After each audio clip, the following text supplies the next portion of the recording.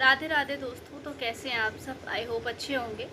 तो आज की इस वीडियो में हम जीएस को लेकर के बात करेंगे। जैसे कि बहुत सारे लोगों का कमेंट आ रहा था और सभी मोस्टली परेशान भी हैं कि दी जीएस में कैसे स्कोर बढ़ाएं, जीएस में कैसे करें, GS GS GS ATC GS. ठीक है, तो जीएस को ही लेकर के इस बार बात करेंगे।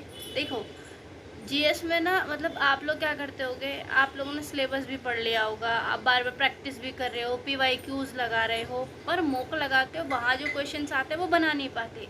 ये आपके साथ होता होगा, मेरे साथ भी सेम चीज़ होती थी। बट मैंने इसके लिए क्या किया, जो मेरा स्कोर अच्छा हुआ है, इसमें काफ़ी इम्प्रूव मेरा हुआ है। उसका रीज़न ये है, मैंने क्या करा है, मैंने सिलेबस जब अपना कंप्लीट किया, ठीक है, मैंने सिलेबस अभी तक 3 बार कंप्लीट करा है, चौथी बार मैं कर रही हूँ। थोड़ा थोड़ा करके सारा पढ़ती रहती हूँ, है ना। 3 बार ख़त्म किया है, सोचो। इतू सा सिलेबस नहीं है, इतना है, मतलब इतना है सिलेबस अपना। एसएससी जो एस्पिरेंट्स है, वनडे एग्ज़ाम एसएससी के लिए जो है, एक यूपीएससी वाला बच्चा जितना रगड़ के पढ़ता है ना, उतना ही सेम अब के टाइम पे एसएससी का भी सेम वही हो गया कि उतना ही बच्चा पढ़ रहा है। जितने एफर्ट्स वहाँ लगाते हो ना, मतलब जितने एफर्ट्स यहाँ लगा रहे हो, इतना यूपीएससी के लिए और झोंक दोगे ना तो निकल जाएगा आराम से। बट वो है ना, कंपटीशन बहुत ज़्यादा है।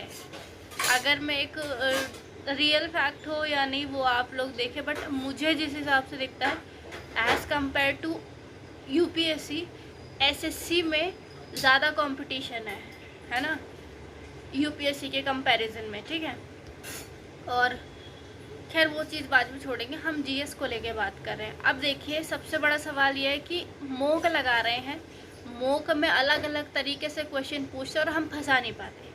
जो हमने पढ़ा है हम उसमें से आया तो हम कर दिए, वरना हम फंसा नहीं पाते। उसका मेन कारण ये है कि आपने चीज़ों को सही से पढ़ा ही नहीं है। अब ये कहोगे कि दी आप कह रही हैं कि पढ़ा नहीं है चीज़ों को सही से, अब क्या हम दोबारा रटने बैठ जाएं, अब हम दोबारा उसको रटें? नहीं, वो चीज़ें आपको करने की कोई ज़रूरत नहीं है। जस्ट मैं जो कुछ फिंगर टिप्स फॉलो करने के लिए कहूँगी, कोशिश करना अगर हो जाए तो, बिकॉज़ मैं उसे अपने डेली रूटीन में ऐड करती हूँ।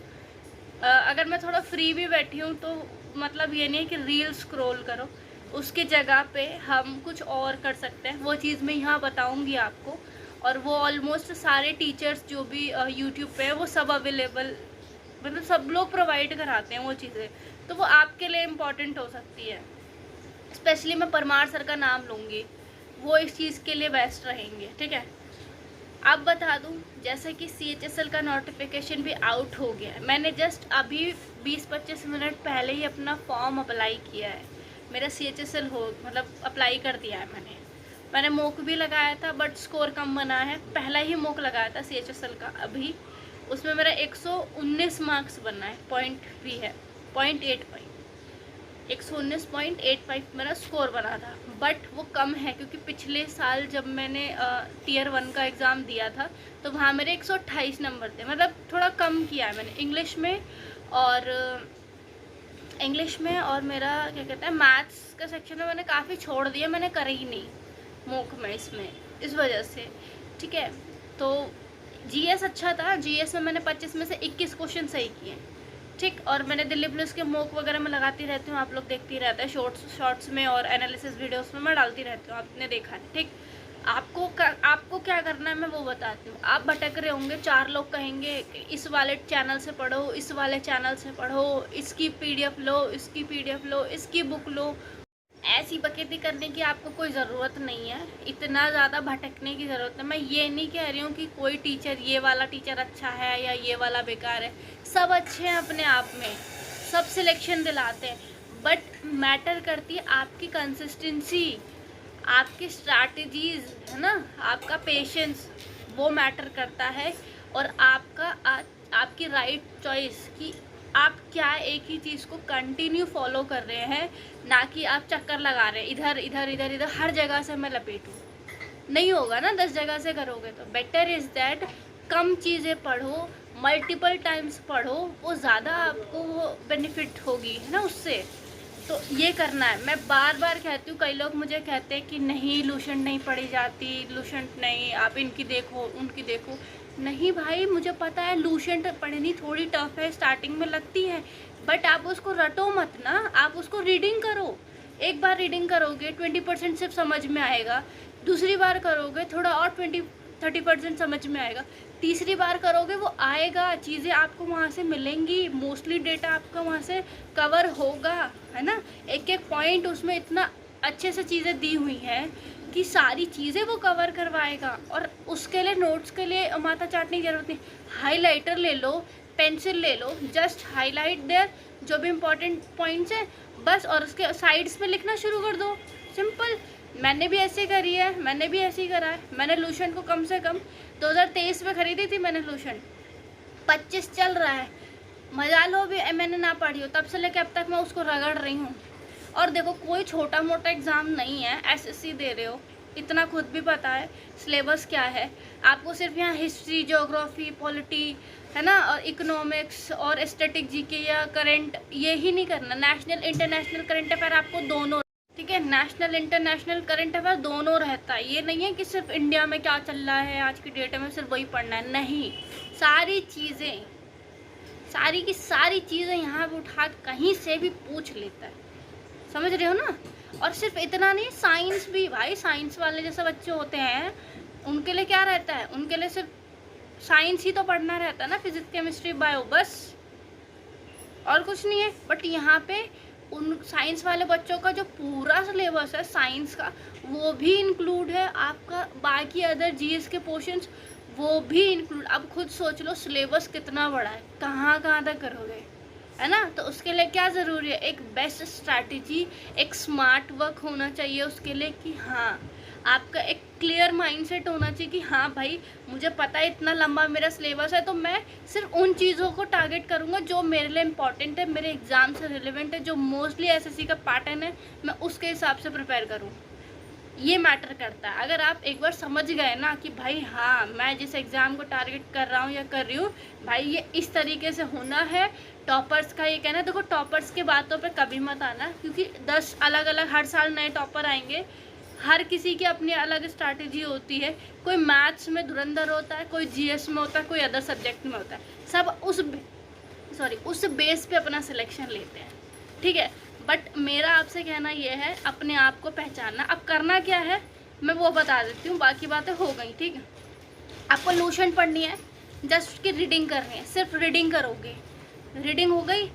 उसके बाद आप क्या करेंगे, मान लो आज आपने, मैंने कई बार बताया ये चीज़, मान लो आपने एक बार पढ़ लिया, ठीक, मान लो आज आपने कोई एक टॉपिक उठाया, मान लो आप हिस्ट्री उठा रहे हो, आपने क्या किया, हड़प्पन सिविलाइजेशन पढ़ा, फिर उसके बाद क्या है, वैदिक एरा शुरू है ना, वैदिक काल जो है, आपने फिर क्या किया, इंडस वैली सिविलाइजेशन, हड़प्पा सभ्यता मतलब, और आपने वैदिक एरा, वैदिक सभ्यता जो है, ठीक है, दोनों को पढ़ा, पूरा आपने रीडिंग कर ली, एकदम ठंडे दिमाग से आपने उसे पूरा पढ़ लिया, एक एक चीज़ देखी, अच्छा हाँ इसमें ये था, इसमें ये था, अच्छा चुनूदड़ों से ये साक्ष्य प्राप्त हुए थे, हड़प्पा से ये कौन सी नदी किसके और कौन सी उनके पुराने नाम है, ये हर एक एक पॉइंट आपने जस्ट रीडिंग कर ली।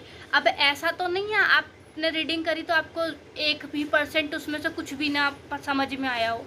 रीडिंग करोगे, रीडिंग करने का मतलब ये नहीं आप स्कूल में जैसे बच्चे किताब लेके खड़े रहते थे, रीडिंग कर लिया हो गया ख़त्म, जाके बैठ जाओ चुप, वो नहीं करना है भाई, इमेजिनेशन के साथ करनी है चीज़ें। हाँ कहाँ से, क्योंकि मैं कई बार देखती थी, क्योंकि मैंने जब पढ़ना शुरू किया था ना, मैं पढ़ती थी, मैं क्या करती थी ना, कहाँ से की प्रतिमा मिली थी, नृत्यकी की मिली थी, ठीक है, तो वो कैसी दिखती थी, मैंने गूगल पर सर्च करने देखा कि वो कैसी दिखती थी, ठीक है, और उसी में से एक पुरुष की भी मिली थी, है ना, तो मैंने वो क्या किया, सर्च करके देखा, अच्छा हाँ ये वाली थी और ऐसे थी, मतलब एक वो होती है ना, इमेजिनेशन बैठ जाती है, तो चीज़ें और क्लियर होती हैं कि हाँ भाई चीज़ ऐसी नहीं ऐसी हुई होगी, ऐसी नहीं ऐसी हुई होगी, ठीक है।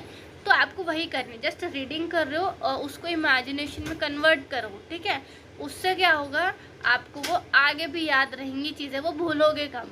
इंटरेस्ट लेकर आना है रीड करने में। अब जब भाई रट हो गया उसका वाइट का, तो फिर लगेगी बोरिंग लूशन, फिर कोई कहेगा ही क्यों, लगेगी बोरिंग वो, ठीक है। तो समझने की ज़रूरत है, ठीक है, एक क्लियरिटी होनी चाहिए आपके, ठीक है।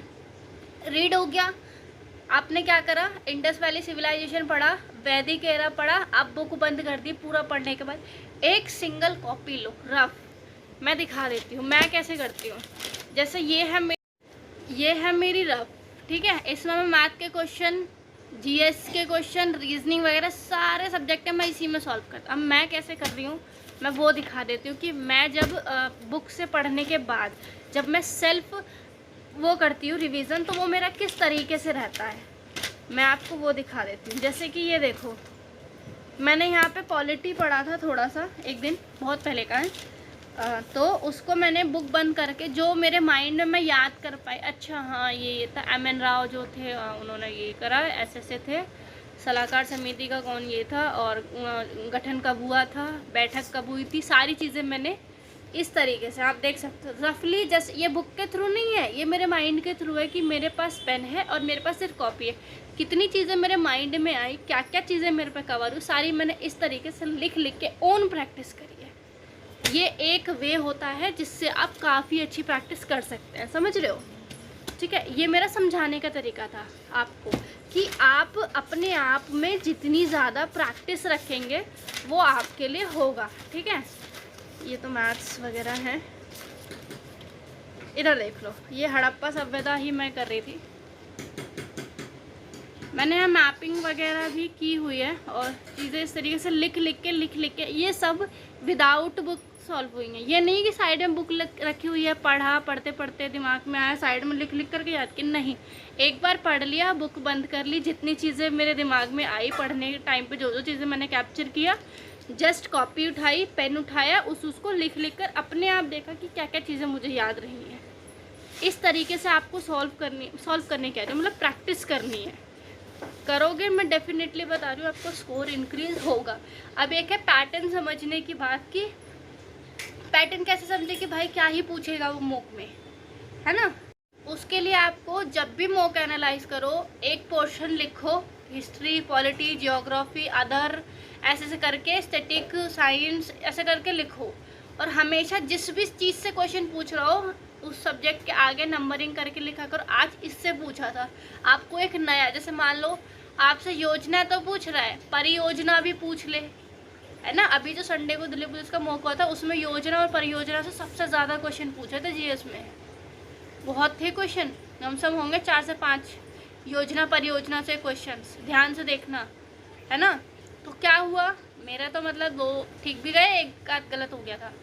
तो मुझे पता लगा ना कि हाँ मेरे से इससे पूछा था, मैंने गलती करी, अब मुझे वो पढ़ने है, अगली बार सेम पूछ लिया तो मैं वहाँ गलती नहीं करूँगी, है ना। तो वही चीज़ आपको करनी है, लिख के रखना है। और मैंने कई बार बोला है, मॉक लगाने के बाद जो गलत क्वेश्चंस हैं और जो सही क्वेश्चंस है उसको किस तरीके से आपको नोट डाउन करने हैं, कैसे क्या करनी है प्रैक्टिस, उसके लिए मैंने अपनी एनालिसिस वीडियोस में भी बता रखा है। सो बेटर रहेगा आप उसको देखना। मैथ्स को लेके किसी को दिक्कत रहेगी तो वो मैथ्स के लिए एक मैंने डिटेल वीडियो बना रखी है। जिनकी मैथ बहुत ख़राब है, जिनको बहुत डाउट, हमेशा डाउट रहता है कि भाई हम चल क्या रहा है एग्जैक्ट, वो आप लोगों के कमेंट में आप लोगों की दिक्कत सुन के ही मैंने वो चीज़ें बनाई हैं, आप देख लेना एक बार। बाकी मैं ज़्यादा यूट्यूब पे एक्टिव रह नहीं पा रही हूँ, मैं वीडियोस लेकर नहीं आ पा रही हूँ जो मैं आपसे कनेक्ट हो पाऊँ।